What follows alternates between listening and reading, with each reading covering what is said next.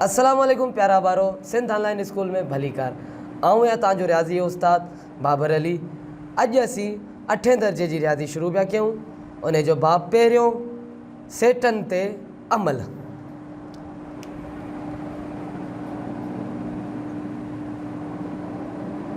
जंहिंखे अंग्रेज़ीअ में चइबो ऑपरेशंस ऑन सेट्स, मतिलबु सेटनि ते अमल।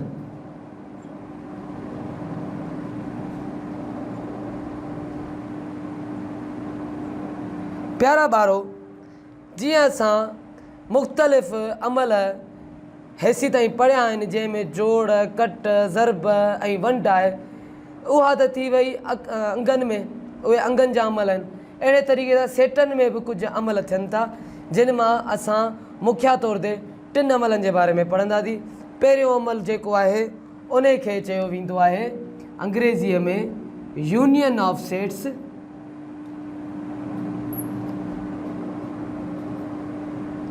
ऐं सिंधीअ में हिन खे चइबो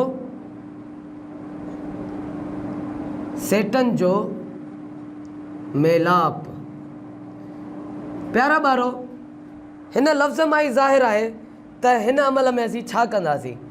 असांखे 2 या 2 खां वधीक सेट मिलियल हूंदा ऐं उन्हनि सेटनि जा जेके रुकन हूंदा उन्हनि रुकननि खे पाण खे मिलाए लिखिणो आहे तरतीब सां।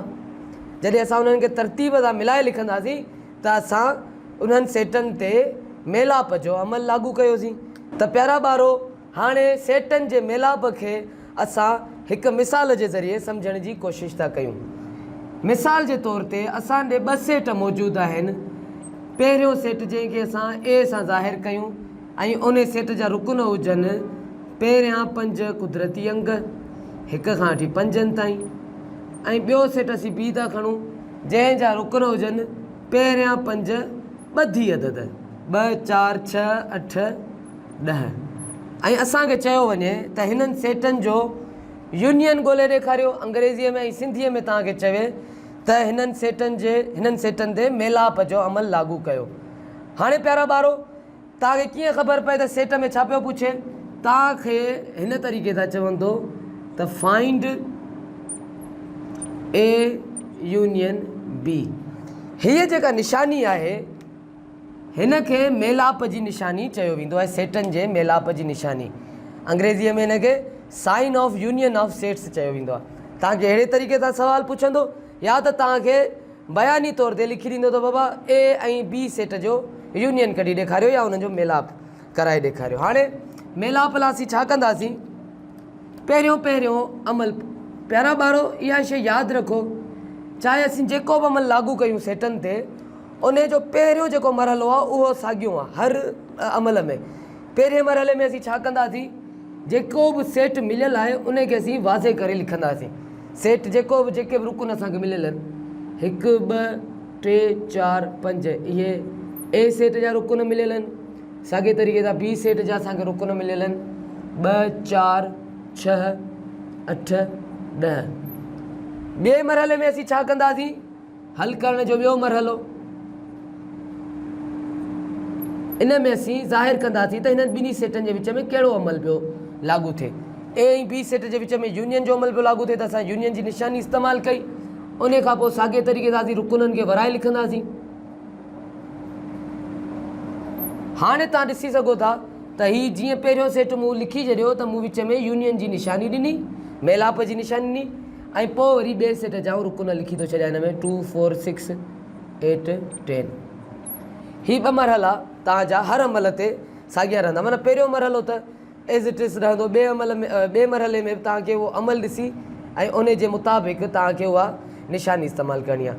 हाणे अचूं था त कंदासीं छा, हिन में मेलाप कीअं कराईंदासीं रुकननि जो। प्यारा ॿारो, हिन में तव्हां ॾिसो 2 सेटनि में जेके बि रुकन हिकु जहिड़ा आहिनि उन्हनि खे असां मुश्तरका करे लिखंदासीं, माना हिकु करे लिखंदासीं, ऐं बाक़ी तमामु बल्कि हिननि समेत सभिनी रुकननि खे पाण तरतीब वार लिखंदासीं। हाणे कहिड़े तरीक़े सां तरतीब ठाहींदासीं मेलाप में। 2 सेटनि में तव्हां ॾिसो त पहिरीं 1 आहे, 1 मौजूदु आहे, 2 हिते बि मौजूदु आहे, 2 हिते बि मौजूदु आहे। हाणे 2 रुकन जेको आहे उहो 2 सेटनि में मौजूदु आहे त असां 2 दोहराए कोन लिखंदासीं, हिकु चकर ई लिखंदासीं मुश्तरका तौर ते। त इहो असां हिकिड़ो 2 लिखी छॾियो। उन खां पोइ 3 हिकिड़े सेट में मौजूदु आहे, 3 हितां खयोसीं, 4 हितां खयोसीं, बल्कि 4 ॿिन्ही में मौजूदु आहे पर असां हिकिड़ो करे खणंदासीं। उन खां पोइ 5 ऐं पोइ बाक़ी रुकन पाण ॿिए सेट जा लिखी छॾींदासीं, 5 6 8 ऐं 10। प्यारा ॿारो, तव्हां ॾिसी सघो था त जेको असां जवाबु लिखियो आहे हिन अमल लागू करण खां पोइ, उन में असां ॿिन्ही सेटनि जा जेके मुश्तरका रुकन हुआ उन्हनि खे हिकिड़ो करे लिखियोसीं ऐं बाक़ी तमामु रुकननि खे असां तरतीबवार लिखियो आहे। त इहो प्यारा ॿारो हो सेटनि जो मेलाप। हाणे असीं सेटनि जी काट जे अमल जे बारे में पढ़ंदासीं।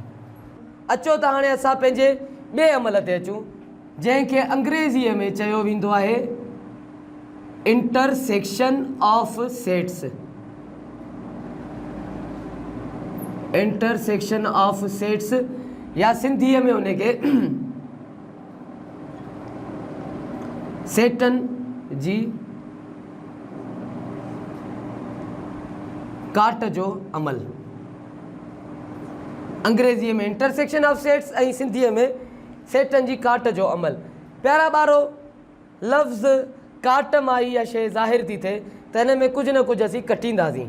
कटण जो मुराद जेके बि रुकन, हाणे हिन में सेटनि जी ॻाल्हि पई हले त सेट में मौजूदु रुकननि खे असीं कटींदासीं। कहिड़े तरीक़े सां कटींदासीं, कहिड़ा उसूल इख़्तियार कंदासीं, मिसाल जे ज़रिए सम्झण जी कोशिशि था कयूं।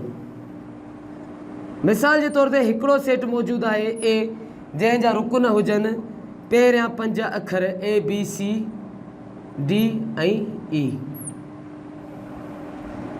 ऐं ॿियो सेट मौजूदु हुजे पांडे जंहिंमें अखर हुजनि C खां शुरू थियण वारा, अंग्रेज़ी अखर C खां शुरू थियण वारा, CDEFG,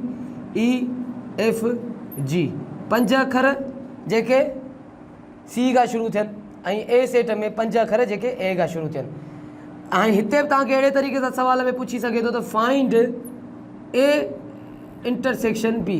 प्यारा ॿारो, गौर सां ॾिसो त हीअ जेका निशानी आहे इहा इंटरसेक्शन जी निशानी आहे, काट जी निशानी आहे।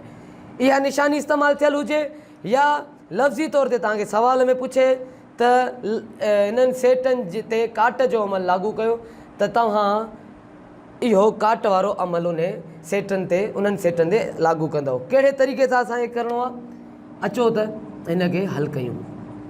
प्यारा ॿारो, तव्हांखे यादि हूंदो त मूं गुज़िरियल अमल में तव्हांखे ॿुधायो त पहिरियों मरहलो हमेशह हर अमल में साॻियो रहंदो।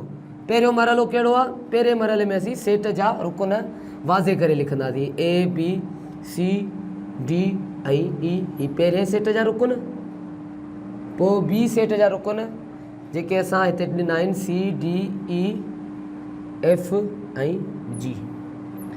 ॿियो मरहलो प्यारा ॿारो, असां छा कंदा आहियूं, जेको बि सेटनि जे विच में अमल आहे उन जी निशानी ज़ाहिर कंदासीं। त इंटरसेक्शन आहे काट जी, काट जो अमल आहे त असां काट वारी निशानी हिते था इस्तेमालु कयूं। रुकन असां साॻियां लिखी छॾिया जेके असांखे मिलियल आहिनि।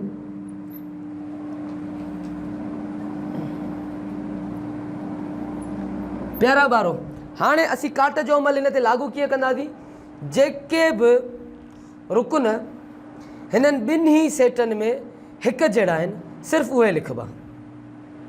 जेके बि रुकन हिननि ॿिन्ही सेटनि में हिकु जहिड़ा आहिनि सिर्फ़ु उहे ज़ाहिर करे लिखिबा काट जी अमल में। माना हिननि ॿिन्ही सेटनि में जेके बि रुकन हिकु जहिड़ा हुजनि, अचो त उहे ॻोल्हियूं।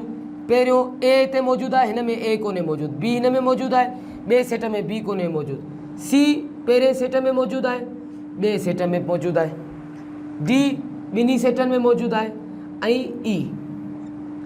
सी डी ऐं ई इहे 3 रुकन आहिनि जेके ॿिन्ही सेटनि में मौजूदु आहिनि।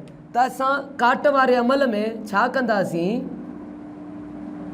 जेके ॿिन्ही सेटनि में मुश्तरका रुकन हुजनि उन्हनि खे पाण पधिरो करे जवाब जी सूरत में लिखंदासीं।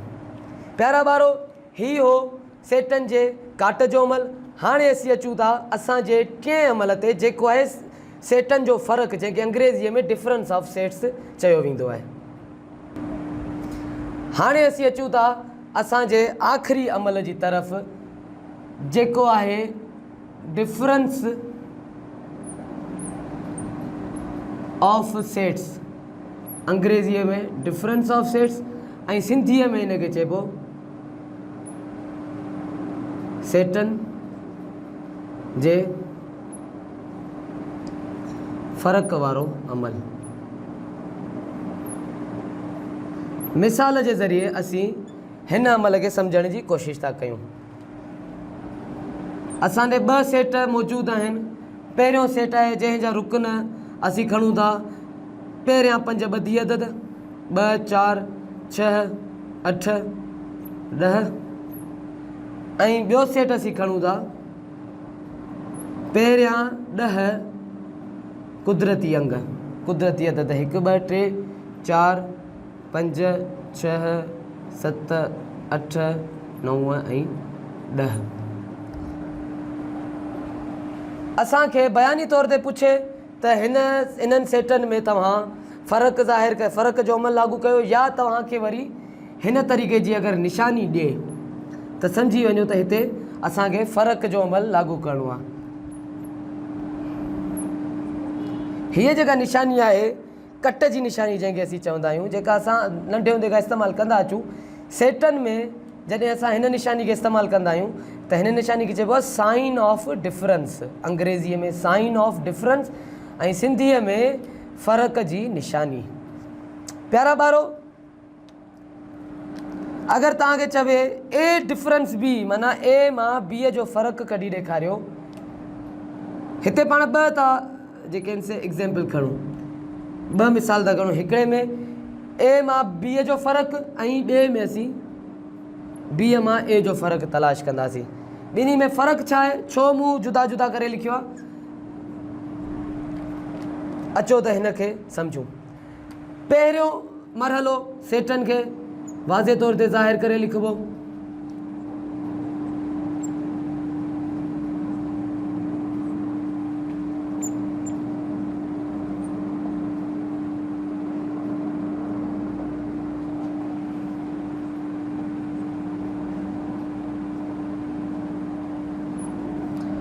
ॿिए मरहले में असांखे ए मां बी जो फ़र्क़ु मालूम करिणो आहे, ए सेट मां बी सेट जो, त असां उहो ज़ाहिर कयोसीं।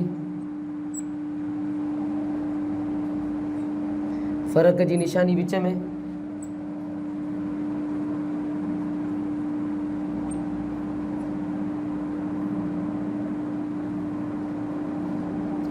प्यारा ॿारो, असां ॿिनि सेटनि जे विच में फ़र्क़ु कीअं तलाश कंदासीं त जेके बि रुकन ॿिन्ही सेटनि में हिकु जहिड़ा आहिनि उहे असीं कटे छॾींदासीं।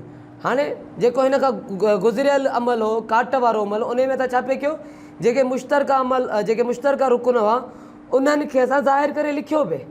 हिन में वरी असीं कटींदासीं त 2 हिते बि मौजूदु आहे, 2 हिते मौजूदु आहे, इहो कटिजी वियो। 4 मौजूदु आहे, 4 बि कटिजी वियो। 6 मौजूदु आहे, 6 बि कटिजी वियो। 8 मौजूदु आहे, 8 बि कटिजी वियो। 10 मौजूदु आहे, 10 बि कटिजी वियो।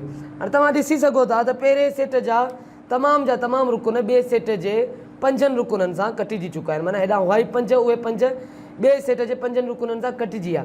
त हाणे असां ॾे पहिरें सेट में, ए सेट में जेके रुकन बचा आहिनि उहे केतिरा बचा? को बि न।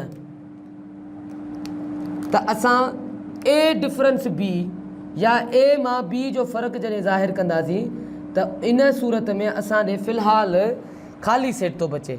ख़ाली सेट जो इम्कान बि हूंदो आहे, त अगरि सभु जा सभु रुकन कटिजी विया त असां ॾे ख़ाली सेट बचंदो। हाणे अचूं था, जेका मूं ॿियो हिकिड़ो मिसाल लिखियो आहे, बी डिफरेंस ए।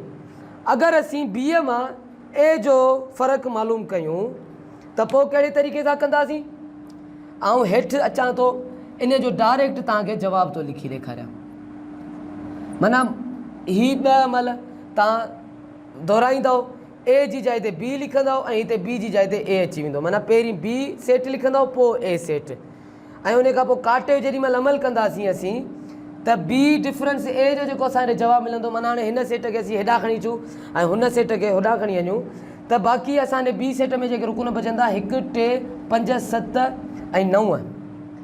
त बी डिफरेंस ए जो जेको असांखे जवाबु मिलंदो उहो मिलंदो 1 3 5 7 ऐं 9। प्यारा ॿारो यादि रखण वारी ॻाल्हि इहा आहे त जेको बि सेट फ़र्क़ु जे अमल में जेको बि सेट पहिरीं लिखियलु हूंदो असां सिर्फ़ु उन जा बक़ाया रुकन लिखंदासीं। अगरि को बि रुकन नथो बचे, जीअं पहिरें मिसाल में मूं तव्हांखे करे ॾेखारियो आहे, ए मां बी जो फ़र्क़ु असां जेॾी महिल कढियो त ए जा तमामु रुकन कटिजी विया, तमामु ख़तमु थी विया। त ए मां अगरि बी सेट जो फ़र्क़ु मालूम कयोसीं त असांखे जवाबु मिलियो ख़ाली सेट। इहो बि इम्कानु आहे, मुमकिन आहे, ईअं थी सघे थो। ऐं वरी साॻियनि सेटनि खे इस्तेमालु कंदे असीं बी मां ए जो फ़र्क़ु मालूम कयूं त हाणे छा थींदो, बी सेट पहिरीं लिखंदासीं, ए सेट बाद में। पोइ बी मां जेके बि सेट ऐं रुकन जेके बि कटिजी विया उन्हनि खे कटे बाक़ी जेके बक़ाया रुकन हूंदा उन्हनि खे असां जवाब जी सूरत में लिखंदासीं। त प्यारा ॿारो, हिन लेक्चर में असां सेटनि जे अमल जे बारे में पढ़ियोसीं। अॻिए लेक्चर में असांजी ॿीहर मुलाक़ात थींदी नए टॉपिक सां गॾु। तेसीं ताईं पंहिंजो ख़्यालु रखिजो। अल्लाह हाफ़िज़।